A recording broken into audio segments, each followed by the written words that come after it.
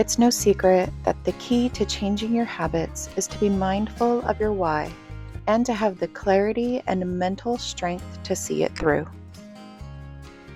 That is often easier said than done, and something many researchers have studied. In one case study, researchers found that we are more likely to change our physical habits over our habits of thought. This really stuck with me recently as I struggled a great deal with focusing on my why and being self-persuaded into old habits. Join me this week while I dive into my struggles and accomplishments. I'm Megan Renee, and I'm on a mission to change my life's trajectory for a better, happier, healthier me.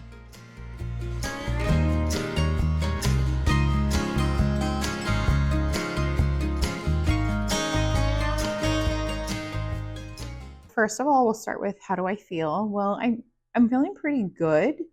I have a couple notes that I wrote down. So I've had some ups and downs, I think more downs than ups. But overall, I feel okay. Like I don't feel defeated or like a failure of any sort. And I don't feel like it took a total toll on my body or my body's progress of changing because I still feel really good. I don't feel good like that night if I eat bad, like when we had pizza. And when we didn't have pizza, I want to say that, I had 2 slices, which is a huge improvement because typically my past self would have 4, maybe 5 with some breadsticks. But my point is that, I still feel okay. I just took a couple detours, that's all. I've gotten used to the foods that we're eating to where I don't feel like I miss the other stuff. So when we go out to eat, it's not because, man, I really want to eat this. That's not the case. I actually really do enjoy just eating what we've been eating. The soup that I made this week, it was really good.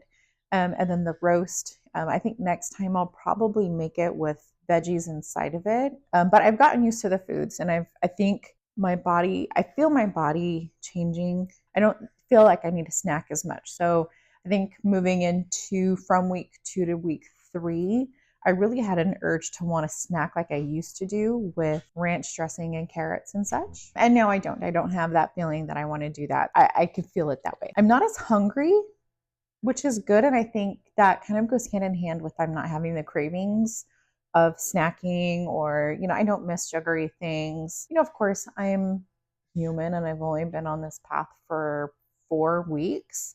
So if I smell Cinnabon, I'm going to want it. It's good. But I don't crave it throughout the day. It's more of like a sensory craving if I do have some of those, or an emotional craving. For example, yesterday, Sun Mom date, we went and had cookies from Crumble Cookie. That's more of an emotional craving, I think. I didn't seek it out because I wanted it. I sought it out because I knew that my son, it would make, it's just those building memories. So moving into what lessons did I learn? Well, I realized that I stress eat and I eat when I'm bored in the past. And I haven't done that as much. If I do snack, it's more, I do snack when I'm bored, but I'll just go to like crack some pistachios. And I feel like we get the shelled, no, it's the unshelled ones that actually are shelled. So I'll go for those and crack a couple of those and I'll be fine. That kind of I think because I'm working with my hands to crack them so much, it really helps alleviate that boredom feeling. And then I stop. I get bored and then my thumbs start to hurt. I don't want to do it anymore. And the best thing is that I really don't feel stuffed after any meal. So I feel myself starting to slowly eat just a little bit less each time. So that's good. I think that's really good progress. One thing that I learned about myself, I can't speak for the rest of my family, but one thing that I learned about myself was that why I like eating out. And I think I like eating out because of the social aspect of it, not necessarily the food. While the food is good, depending on where I go, we have kind of our family staples that we like going to. I think it's more of the action of leaving the home and going to do something.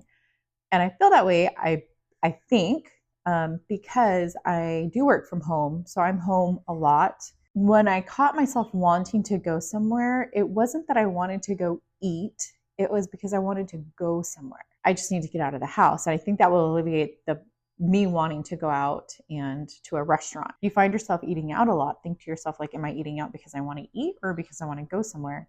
And once I think you have that aha moment, like, this is why I'm going out, then you can actually, course correct, because you don't have to go out to eat. You can go out, and I love going to Target and just walking around. So if I feel like I want to go out and do something, I can go do that. I don't have to buy anything. And I think that would satisfy my need to get out and do that. Some of the other things that I learned, more meal prepping techniques. I've watched a lot of different YouTube. I'm trying to find some that just prep their food, but not actually cook it ahead of time. Some good techniques that I want to try to use moving forward into next week and see how they go. I think I kind of highlighted that a little bit earlier, but when I go to eat out, I've noticed the last couple times that I really think, is it worth to me doing this to derail me off my path a little bit, or to take a detour from my path? Last night with my son, it was because, again, I relate that to just making memories. Typically, in a typical week, I wouldn't have such a bad week. And I didn't have a bad week last week. So if I do choose to eat a cookie with my son, well, that's what, the 0.5% of the week that I ate bad. And I don't think that that's even bad at all. But, am I going to choose to go to Taco Bell? Probably not, just because it's not worth it to me anymore. Again, found the purpose of what I want to do, and, I'm sticking to it. And so, yes, there's some hurdles along the way, but I'm learning to make those better choices and to think more logically about, why am I making the choice to want to go somewhere? Is it because I'm bored? Is it because I want to go out? Is it because I'm hungry, or am I really craving something? Moving on to the next topic of, what am I looking forward to the most next week? I have a couple things. So I'm really excited about this work trip that I'm doing next week. It's an out-of-town trip, and I will be eating out with my coworkers and families, and then, eating out on our travels back.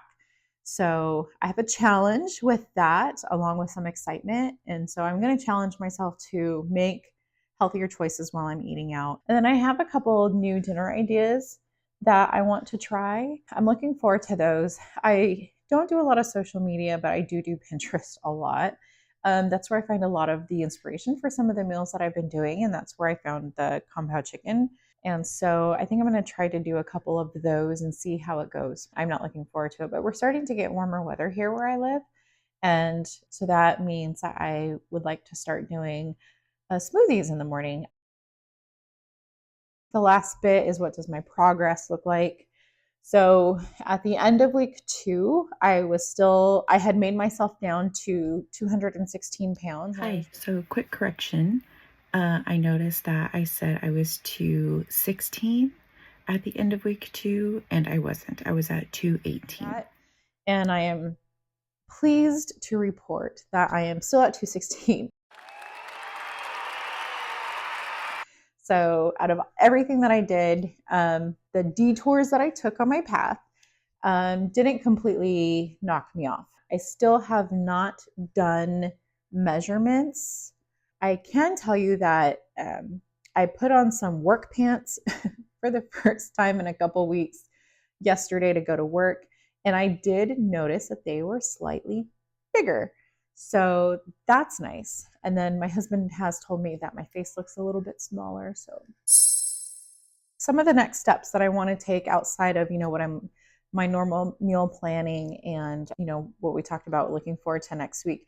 But next step, I think I'm ready to start implementing phase 1.2, which is focus on physical activity. Next steps that I plan on doing is to start walking. And my goal is to start walking at least 1.5 to 2 miles a day. Last week, I was able to get up a little bit earlier than I normally would, and I walked a mile in the morning, and it was fantastic. I was very tired that night, though. 1.5 to 2 miles, I think, is obtainable, and I don't want to do it every day. So my goal is to try to hit 5 days a week. Throughout the day, that might not sound like a lot, but it'll be a good start.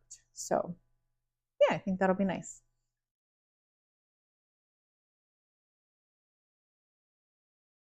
I had an out of town work trip that my husband and I went to, and so I didn't really follow my plan as well as I wanted to. Started out pretty good, ate at Chipotle, but I had a salad, but I put rice and beans in it. And then for dinner, we ended up going to a barbecue place, which, you know, there was a mac and cheese involved. And then the next day, I did pretty good during the day. It was dinner time that I'm not so good at. For breakfast, I just had some fruit. The food was catered for us, so I kind of had to make do with what I had available.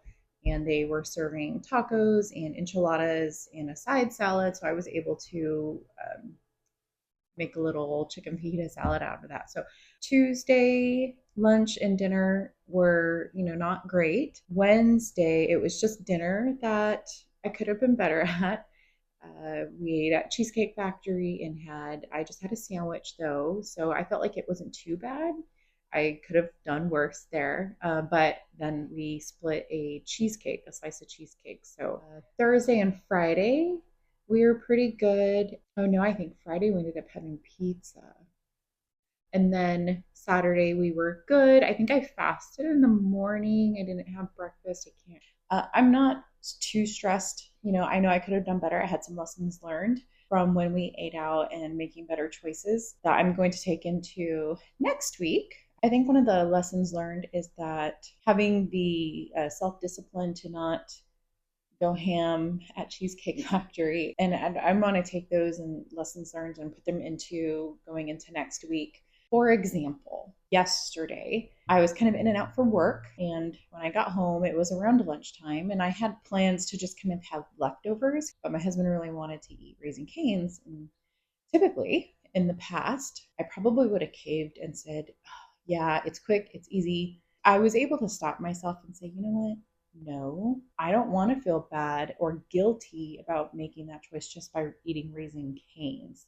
If I'm going to make a choice to go off my plan, it's going to be something that's really good, like a special moment, a special occasion, a special meal, not just a quick Raising Cane's. That's kind of where I was at. Those are the lessons learned that I had from that week.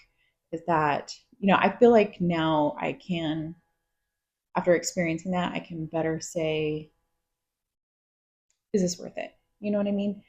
So for week 4, I was a lot better, a lot more kind of resilient to some of the outside influences. I'll discuss it more, but my choices, they slowed my weight loss a little bit down, but I was able to bring it back into week 4. So week 3, I think pretty much derailed a little bit. It definitely slowed me down. But then week 4, I was really able to pull it back together and come back to where I was prior to week 3, so the end of week 2. So I don't really feel like it was too much of a loss. I have my planner here. I was going to go over kind of what we ate so far this week. For week 4, I did make chia seed pudding for breakfast on Monday, and I think we ended up doing just eggs on Tuesday. And then for lunch on Monday, I had salmon and butternut squash, which was really good. On Monday's dinner, we had tri-tip and asparagus with potatoes. On Tuesday, I think I had made eggs. We had a taco fiesta salad for lunch. And then for dinner Tuesday, that's when we went to Chick-fil-A. So, and then Wednesday, I made eggs and breakfast sausage, which was really good. It's the breakfast sausage that we get from Costco. It's Whole30 compliant, so it's very clean.